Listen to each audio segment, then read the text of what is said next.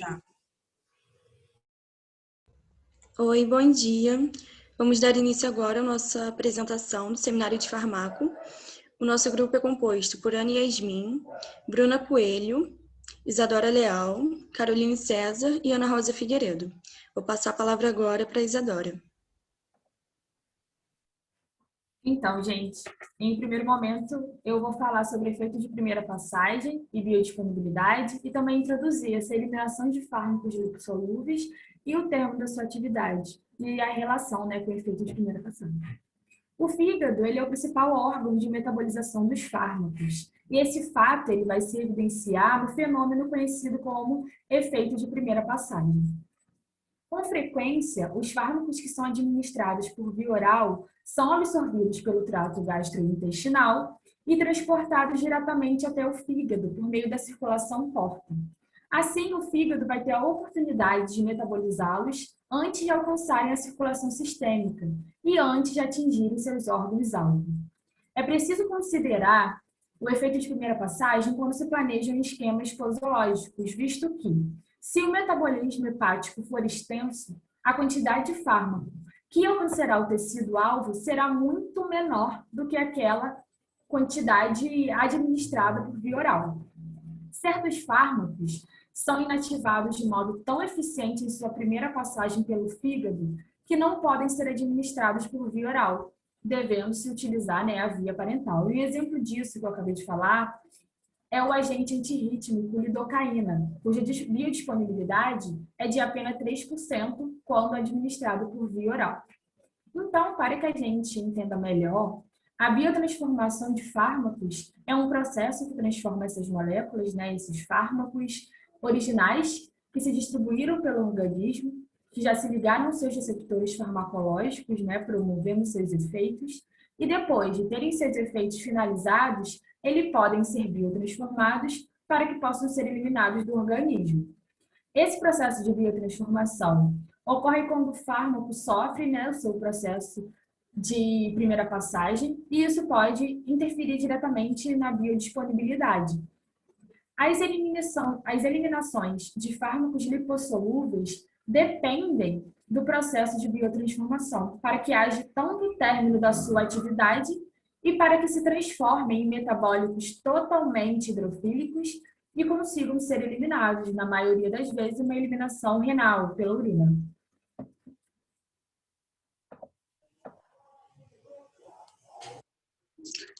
Agora, falando dos órgãos que têm a capacidade metabólica para a biotransformação dos fármacos, a gente tem que os sistemas enzimáticos envolvidos na biotransformação dos fármacos estão localizados no fígado, embora qualquer tecido tenha alguma atividade metabólica. Outros órgãos com capacidade metabólicas importantes são o trato digestivo, os rins e os pulmões. Após a administração não parental de um fármaco, uma parte significativa da dose pode ser metabolicamente inativa no epitélio intestinal ou no fígado, antes de alcançar a circulação sistêmica. Esse metabolismo de primeira passagem limita um modo importante da biodisponibilidade. Isso porque, no interior de determinadas células, a maior parte do metabolismo de fármacos se encontra no retículo endoplasmático e no citosol, embora também possa ocorrer biotransformações nas mitocôndrias, no invólucro nuclear e na membrana plasmática. Com a homogeneização e a centrifugação diferencial dos tecidos, o retículo endoplasmático se quebra e os fragmentos da membrana formam microvesículas denominadas microssomos. Então, depois que nós vimos os órgãos que têm a capacidade de biotransformar fármacos, nós podemos entrar na metabolização do fármaco. E vai ser um fenômeno em que esses fármacos, que são substâncias lipofílicas, quando chegam no fígado, sofrem reações metabólicas, gerando metabólitos mais polares, hidrofílicos, e conseguem se dissolver na urina e eliminados do organismo. Então, nesse esquema que nós trouxemos para vocês, temos o fármaco inalterado, que é aquela molécula responsável por fazer o efeito farmacológico. Ele tem uma estrutura, a sua cadeia lateral hidrofílica, a sua cadeia central e a cadeia lateral lipofílica. Devido à sua parte lipofílica, o fármaco vai conseguir atravessar as membranas biológicas para chegar no seu local de ação. A sua parte central vai ser responsável por se ligar aos receptores. E a sua parte hidrofílica vai ser aquela responsável pela dissolução dos fármacos. E ao chegar no fígado, vai se biotransformar por meio de reações de fase 1, que são as reações de oxidação, que transformam os fármacos em metabólicos mais hidrofílicos pela adição ou disposição a grupos funcionais polares, como grupos hidroxila ou amina. Porém, os metabólitos podem apresentar ainda uma atividade farmacológica ou toxicidade. E aí que entra as reações de fase 2, que são as reações de conjugação, que modificam os compostos por meio de ligação de grupos hidrofílicos, ou seja, uma macromolécula, como o ácido glicurônico, criando conjugados mais polares. E depois disso, vai fazer o fármaco, ele vai se transformar em metabólito inativo e totalmente hidrofílico, e vai conseguir se dissolver na urina, uma eliminação renal. Mais abaixo, mais especificamente, nós vamos ter as reações de fase 1, as reações de oxidação e redução. E vai envolver enzimas associadas a membranas, espessas no retículo endoplasmáticos dos hepatócitos, e em menor grau de células de outros tecidos. As enzimas responsáveis por esse processo são as enzimas do citocromo P450, algumas vezes abreviadas de CYP. São também conhecidas como oxidases microsomais. Então, a reação prossegue quando a substância liga-se ao citocromo P450 oxidase para formar um complexo, depois reduzidos em 2 etapas sequenciais de oxirredução. A NADPH, 2 elétrons nas 2 etapas, viram uma flavoproteína redutase. Na primeira etapa, o elétron doado reduz o complexo citocromo P450 fármaco. Na segunda etapa, o elétron reduz o oxigênio molecular para formar um complexo oxigênio-citocromo P450 fármaco ativado. Por fim, à medida que o complexo torna-se mais ativo graças a esse rearranjo, o átomo de oxigênio reativo é transferido para o fármaco, resultando na formação de um produto oxidado de fármaco e na reciclagem do citocromo P450, que foi oxidado no processo. E aí, depois disso, nós entramos, como eu disse, nas reações de fase 2. As enzimas de conjugação e de hidrólise vão se localizar tanto no citosol quanto no retículo endoplasmático dos hepatócitos e de outros tecidos. E na maioria dos casos, esse processo de reação de fase 2 vai tornar o fármaco mais polar. E diferente da fase 1, como eu disse, a fase 2 são catalisadas por enzimas de várias famílias. Nós temos a glicoronidação, a sulfatação, a acetilação, a conjugação com glutationa. E nós trouxemos um esqueminha da glicoronidação, que é a mais comum, em que a UDP glicuroniltransferase vai ligar ao fármaco um complexo chamado de glicoronídeo, formando uma molécula bem grande. Um exemplo disso é que essas reações de fase 2 são responsáveis pela conjugação da bilirrubina no fígado, facilitando sua excreção. Então, esse processo coloca no metabólito de fase 1 um glicoronídeo, gerando uma molécula muito maior e que é totalmente inativa.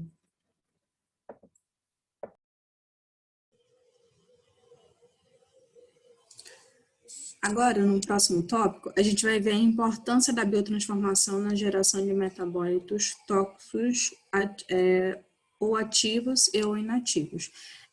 Seguindo um exemplo do que a Isadora falou, a gente vai ter a aspirina, que tem como fármaco o ácido acetilsalicílico.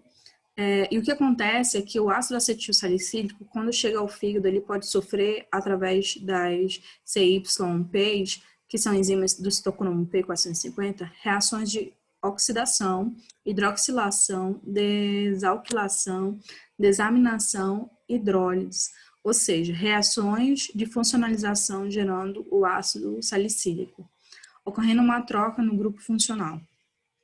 que antes era um grupo funcional apolar devido principalmente à metila, e no lugar do grupo funcional foi colocado uma hidroxila. Assim, o ácido salicílico é um metabólito do ácido acetilsalicílico e ainda possui efeito farmacológico. Então, para inativar totalmente esse metabólico, o ácido salicílico precisa passar por uma reação de fase 2, que é a reação de conjugação, onde foi retirada a hidroxila e se ligou o glicuronídeo, formando uma estrutura grande, tendo muitas hidroxilas, o que torna inativa e hidrofílica. E agora falando dos fatores que alteram o metabolismo, a gente vai ter que os principais fatores são a genética, os fatores ambientais, o sexo, a idade, a variação genética, as doenças, o débito sanguíneo hepático com alto coeficiente de extração versus um baixo coeficiente de extração.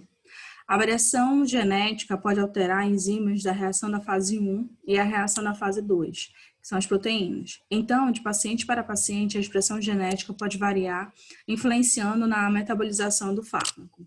O débito sanguíneo hepático pode influenciar porque é justamente o sangue que transporta o fármaco para o fígado. Então, se o sangue chega no fígado, o débito sanguíneo for maior, maior é a quantidade de fármaco que vai chegar no fígado e maior vai ser a quantidade de fármaco que chega no fígado mais rapidamente. E, então, mais rapidamente esse fármaco vai ser eliminado, ou seja, biotransformado. O coeficiente de extração mede a capacidade dos hepatócitos de extraírem um fármaco da circulação sanguínea hepática para dentro dos hepatócitos. Então, quanto maior esse coeficiente, maior será a capacidade de extrair o fármaco da circulação sanguínea hepática e mais rapidamente será biotransformado. As doenças podem influenciar, por exemplo, caso os pacientes possuam insuficiência hepática, que vai biotransformar mais lentamente esse fármaco. E a idade pode influenciar, por exemplo, no caso de crianças e idosos, porque eles têm a capacidade de biotransformação mais lentificada quando comparada a adultos jovens. E o sexo influencia porque os homens metabolizam mais rapidamente substâncias que chegam ao fígado, devido a uma expressão maior na enzima ou uma capacidade maior de biotransformar os fármacos em comparação com as mulheres. Alguns fatores ambientais podem influenciar, por exemplo, como os fatores que modificam a expressão de genes, que são responsáveis pela transcrição das proteínas na fase 1 e na fase 2. Agora, dando continuidade, um outro tópico que a gente vai ver é o fenômeno de inibição e indução de enzimas microsomais do citocromo P450. Quando a gente pensa em inibição enzimática, a gente está falando da diminuição da metabolização. Como exemplos principais, a gente tem a cimetidina, a eritromicina, o cetoconidazol, a quinidina. E essa inibição ela vai caracterizar-se por uma queda na velocidade de biotransformação, como eu já disse. Isso vai resultar em efeitos farmacológicos prolongados e maior incidência de efeitos tóxicos do fármaco. Esta inibição, em geral, é competitiva e pode ocorrer, por exemplo, entre duas ou mais drogas competindo pelo sítio ativo de uma mesma enzima.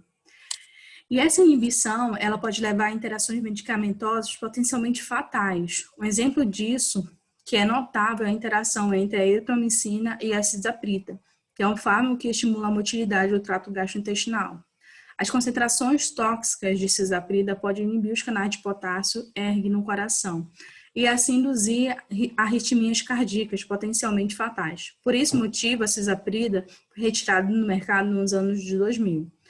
Antes da sua retirada, era frequentemente bem tolerada como agente único. Entretanto, a cisaprida é metabolizada pela P450 3A4.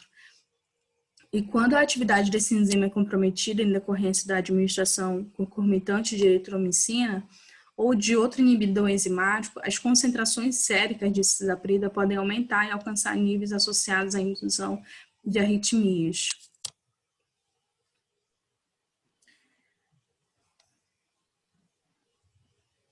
Agora eu vou falar sobre a indução de enzimas. Ela é caracterizada pelo aumento da metabolização.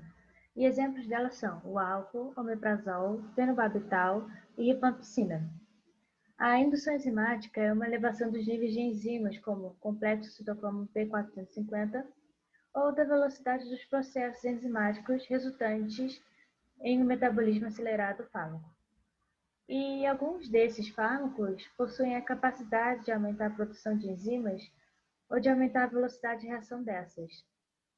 Um exemplo seria o fenobarbital, o que acelera o metabolismo de outros fármacos. Além disso, a indução das enzimas do P450 ou de algumas das outras enzimas de biotransformação pode resultar na produção de níveis tóxicos dos metabólitos reativos dos fármacos, podendo até produzir lesão tecidual. E uma situação clínica comum em que é necessário considerar a interação medicamentosa é na prescrição de determinados antibióticos a mulheres em uso de contracepção hormonal. Um exemplo disso é a indução enzimática pelo antibiótico rifampicina, que faz com que a contracepção hormonal à base de estrogênio seja ineficaz em todas as doses, em doses convencionais, visto que a rifampicina ela induz o P450-3A4, que é a principal enzima envolvida no metabolismo do componente estrogênico comum. Agora eu passo para a Bruna.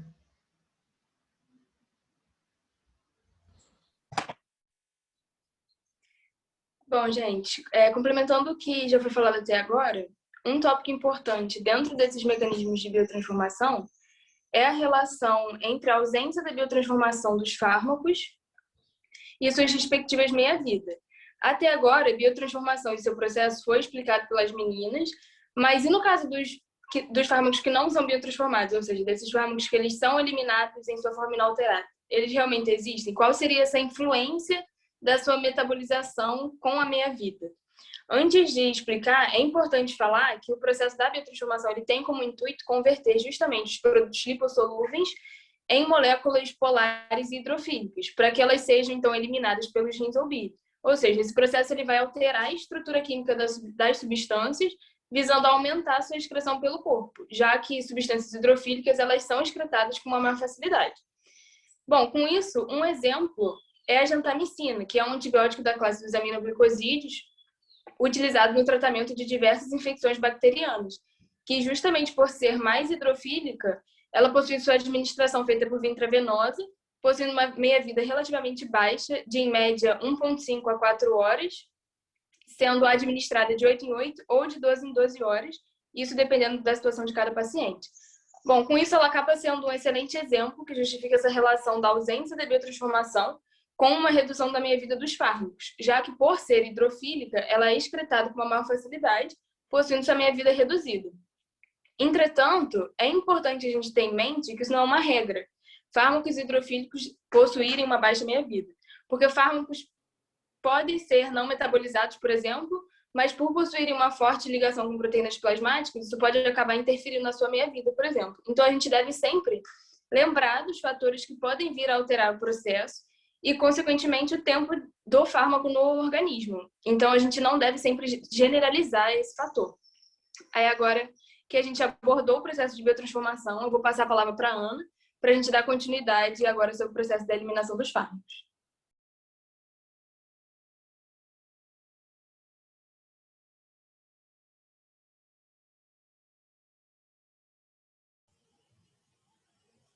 Agora, pessoal, sobre os mecanismos de eliminação dos fármacos, a gente vai ter os principais órgãos que eliminam os fármacos e os seus metabólitos hidrofílicos do organismo. Então, as principais vias de eliminação são os rins, o sistema hepatobiliar, os pulmões, que são importantes para anestésicos voláteis gasosos. Algumas substâncias também são excretadas em secreções como o leite, que é importante para o lactente, e o suor. As substâncias hidrofílicas são facilmente eliminadas pelos rins e praticamente não requerem metabolização. As substâncias lipofílicas, elas não são suficientemente eliminadas pelos rins, então são, portanto, metabolizados a produtos mais polares, que são, então, excretados na urina, como a Bruna falou. Agora eu vou passar para a Carol. E a via de excreção mais comum é a renal. E para que os fármacos sejam eliminados na urina, 3 processos são fundamentais: a filtração glomerular, secreção tubular ativa e a reabsorção tubular passiva. A filtração glomerular ela ocorre na região onde o vaso está em contato com o glomérulo renal. O fármaco livre, o qual não está ligado à albumina, ela difunde-se através das fendas capilares para o espaço de Bowman, como parte do filtrado glomerular. Essa passagem ocorre por causa da diferença de pressão entre os vasos sanguíneos e o glomérulo, já que essas artérias elas possuem uma pressão maior que os glomérulos. Contudo, esse processo de filtração glomerular ela não consegue filtrar muito dos fármacos inalterados. Então, boa parte desses não consegue ser eliminados e permanecem na corrente sanguínea, na arteríola eferente. Esses fármacos que não foram filtrados e que estão nessa arteríola eferente, ou capilar peritubular, elas são transportados para o túbulo proximal e esse processo é nomeado como secreção tubular ativa. E nele, os fármacos sofrem uma difusão passiva facilitada, a qual é caracterizada pela participação de proteínas transportadoras e não há o gás de energia. Nesse processo é utilizado o transportador orgânico de ânions, ou AT, e o transportador orgânico de cátions. Na etapa final, a chegar no túbulo contorcidistal, a concentração do fármaco aumentou a ponto de ser a do espaço perivascular, o que gera a reabsorção passiva, que é por osmose, e que seria o último processo de eliminação do fármaco. Nessa etapa, ocorre a reabsorção dos fármacos na sua forma inalterada, com metabólitos que não estão totalmente hidrofílicos. Dessa forma, jogando-os novamente para a corrente sanguínea. E essa reabsorção do túbulo distal para o capilar ocorre por difusão simples, por causa da diferença de concentração. E essa reabsorção, em alguns momentos, beneficia a duração de ação e também aumenta a meia-vida plasmática do fármaco. Agora pode passar para o próximo tópico. Bom, gente, chegando no final, é importante a gente observar a relação e a importância do pH dos fármacos com o pH urinário, quanto ao processo de eliminação renal que a Carol falou. Antes de fazer comparações, é imprescindível a gente recapitular que o pH, o potencial hidrogênio, ele é uma escala que vai classificar o caráter ácido, básico ou neutro das substâncias, e enquanto o pKa, ele vai ser a constante de ionização, né? Refere-se à faixa de pH em que a droga, o fármaco, ele se encontra 50% ionizado. Ou seja, a união dos dados de pH do meio e pK de um fármaco vão acabar expressando uma contribuição acerca do percentual das espécies ionizadas e não ionizadas, o que acaba sendo fundamental para que a gente entenda e tenha um melhor e maior discernimento acerca da farmacocinética, já que o grau de ionização ele é inversamente proporcional à lipofilicidade. E isso acaba refletindo de forma direta no processo de absorção e reabsorção dos fármacos, já que as espécies não ionizadas, por exemplo, por serem mais lipofílicas, elas tendem a passar com mais facilidade na membrana, aumentando sua biodisponibilidade, que é a quantidade e a velocidade em que o princípio ativo é absorvido, enquanto no caso das ionizadas, por possuírem uma baixa lipossolubilidade, elas possuem seu processo de entrada na membrana dificultado, já que vão atrair moléculas de água, formando uma camada de solvatação ao seu redor, o que vai acabar resultando em uma baixa disponibilidade em decorrência dessa dificuldade de se penetrar na membrana. Posto isso, a gente observa essa relação do pH urinário com o pH dos fármacos, com os processos de reabsorção e excreção desses fármacos, influenciando esses processos de forma direta, já que vai determinar o processo de ionização, seja do ácido ou da base que caracterizam, em suma, esses fármacos. Bom, agora correlacionando o processo da reabsorção e excreção do fármaco e pH do meio com o pH do fármaco, a gente tem, em suma, 4 situações. Primeiro, tem a relação de pKa maior que pH. E no caso dos ácidos fracos em urina ácida, fazendo com que esse pH ele permaneça em maiores quantidades em sua forma não ionizada, logo possuindo uma maior biodisponibilidade, maior reabsorção e menor excreção. Enquanto no caso das bases fracas, a acidificação urinária ela vai representar um efeito contrário, já que o pH do fármaco vai ser menor que o pH do meio, caracterizando então uma baixa solubilidade e, por consequência, baixa biodisponibilidade, diminuindo sua reabsorção e aumentando a excreção como consequência. E, de forma semelhante, o oposto ele também se aplica. Uma alcalinização urinária vai resultar em uma menor reabsorção dos ácidos fracos e, consequentemente, sua maior e mais rápida excreção, haja vista a relação de pH maior que pKa. Enquanto, no caso das bases fracas, o pH menor que o pKa vai resultar em uma maior reabsorção desse fármaco e, consequentemente, sua menor excreção. Bom, dessa forma, a importância do pK dos fármacos e pH urinários na eliminação renal pelo processo da reabsorção tubular se dá justamente pelo fato deles influenciarem de forma direta nas concentrações de fármaco ionizado e não ionizado, o que vai acabar refletindo na absorção, reabsorção e, consequentemente, na excreção do fármaco, como eu falei. Aí a gente tem algumas utilizações clínicas desses fatos, como no caso de pacientes intoxicados, e que no caso de intoxicação por meio de fármacos ácidos, a gente vai administrar fármacos básicos, como bicarbonato de sódio, por exemplo, aumentando o pH urinário, de forma a deixá-lo mais alcalino, já que o paciente ele apresenta elevados níveis plasmáticos de um fármaco ácido. E o oposto ele também vai ocorrer, em que no caso de intoxicação por fármacos básicos, vão ser administradas substâncias ácidas, promovendo então uma acidificação urinária, para o fármaco ele ser mais rapidamente eliminado. Agora eu passo a palavra para a Ana Rosa, que ela vai falar um pouquinho do processo de eliminação e excreção biliar. Bom, gente, dando sequência, né, ao que a Bruna estava falando, eu vou falar um pouco sobre a partição pelo pH e o aprisionamento iônico. A ionização ela afeta não apenas a velocidade com qual os fármacos atravessam a membrana, mas também com a distribuição do equilíbrio das moléculas dos fármacos, dos compartimentos aquosos, se houver a diferença de pH dos dois, né, entre eles. Em cada compartimento, a razão das formas ionizadas e não ionizadas de um fármaco é determinada pelo seu pKa e o pH do compartimento. Presume-se que a forma não ionizada possa passar pela membrana e, consequentemente, alcançar concentrações iguais em cada compartimento e que a forma não ionizada não consegue passar pela membrana. O resultado é que, no equilíbrio, a concentração total, a forma ionizada mais a não ionizada do fármaco, será diferente em cada compartimento, com um fármaco ácido sendo concentrado no compartimento com pH alto, isso devido ao aprisionamento iônico, e vice-versa. Os gradientes, né, de concentração, eles são produzidos pelo aprisionamento pelo aprisionamento iônico e podem, em teoria, podem ser muito elevados se houver a diferença do pH nos dois compartimentos. No entanto, isso é improvável que aconteça na realidade, né, que os gradientes tão altos sejam alcançados por duas razões. Primeiro, porque a presunção de hipermeabilidade total das formas polares ela não é realista. E segundo, porque os compartimentos do organismo raramente chegam ao equilíbrio. Assim, nem o conteúdo gástrico, nem o fluido tubular renal, eles ficam estáticos.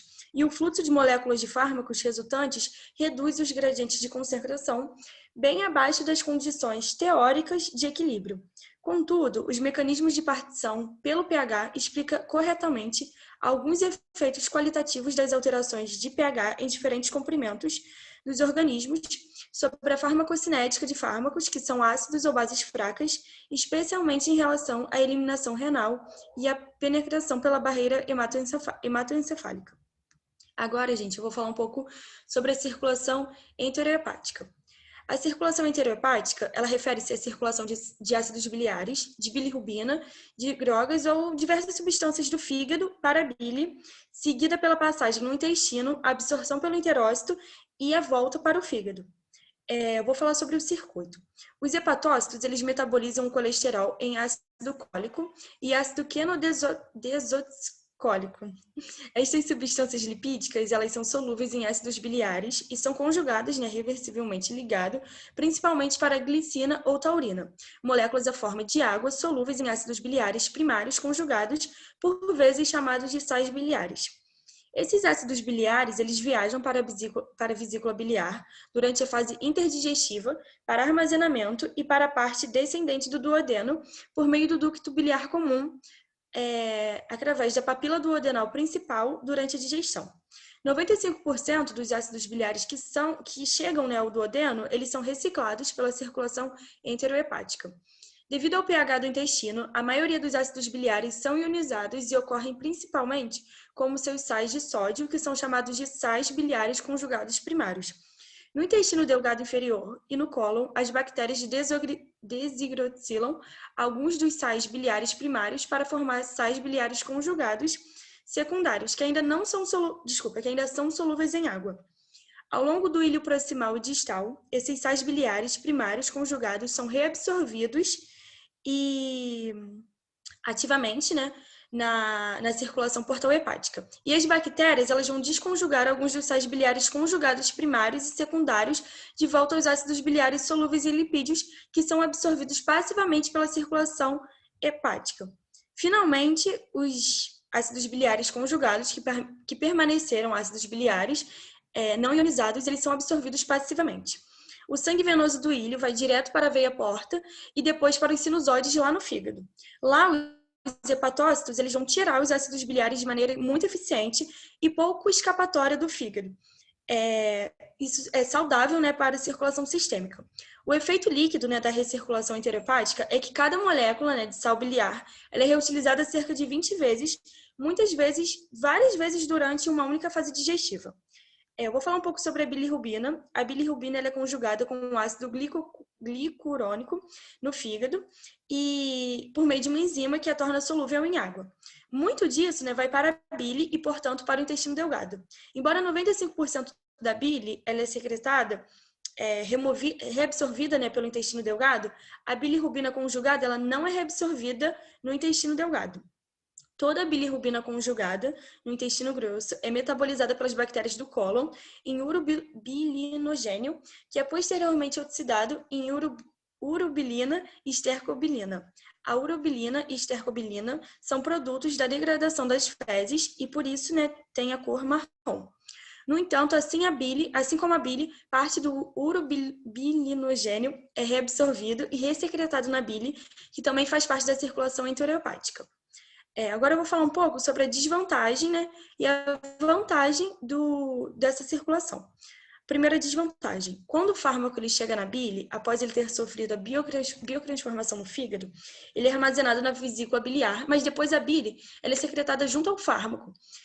O nosso intestino ele é rico em bactérias que constituem nossa microbiota, né, intestinal e promove a síntese de enzimas que podem degradar a molécula do conjugado que foi ligado nas reações que o fármaco passou. Se essas enzimas causarem a hidrólise do conjugado, o fármaco ele pode voltar à sua forma original e ele pode ser reabsorvido de novo, chegando à circulação porta, ir para os rins e depois voltar à circulação sistêmica. Então, a desvantagem seria que, dependendo da extensão que essa circulação ocorrer, ela pode prolongar o tempo de presença do fármaco e seus efeitos no organismo. E agora eu vou falar um pouco sobre a vantagem, que a vantagem é que a circulação enterohepática ela permite a manutenção do pool de sais biliares, uma vez que a maior parte deles é reabsorvida no íleo terminal e depois retorna ao fígado, resultando então numa economia de energia. Bom, agora por fim eu vou definir o que é clearance, né? Clearance do inglês, que é um termo inglês usado universalmente para indicar a remoção completa de determinada substância de um volume específico de sangue na unidade de tempo. Depuração, né, que é um termo em português, é o termo que mais se aproxima desse sentido, né, da palavra em inglês. No nível mais simples, a depuração de um fármaco do organismo ela pode ser compreendida como a taxa de eliminação por todas as vias normalizada para a concentração do fármaco em um líquido biológico. Então, a fração seria: depuração é igual à taxa de eliminação sobre a concentração. Os princípios de depuração dos fármacos são semelhantes àqueles da fisiologia renal, onde, por exemplo, a depuração da creatinina ela é definida como a taxa de eliminação da creatinina na urina em relação à sua concentração no plasma. É importante notar que a depuração não indica a quantidade do fármaco que está sendo removida, mas, em vez disso, o volume do líquido biológico, como o sangue ou o plasma do qual o fármaco teria sido totalmente removido. A depuração por vários órgãos de eliminação é aditiva. A eliminação de um fármaco ela pode ser resultado de um processo que ocorre no rim, fígado ou em diversos órgãos. A divisão da taxa de eliminação por cada órgão, pela concentração plasmática, né, do fármaco, por exemplo, ela fornece as respectivas depurações de cada um desses órgãos. Estas, né, quando elas são somadas, elas representam a depuração sistêmica total. E por fim, né, quando o fármaco é parcialmente ou totalmente excretado pelos rins, sem sofrer alterações, a depuração renal, né, ela pode ser calculada dividindo a velocidade da excreção da urina, que é dada em miligrama por minuto, pela sua concentração sanguínea, que é dada em miligrama por mililitro. E, bom, gente, esse foi o final da nossa apresentação do nosso seminário. Muito obrigada.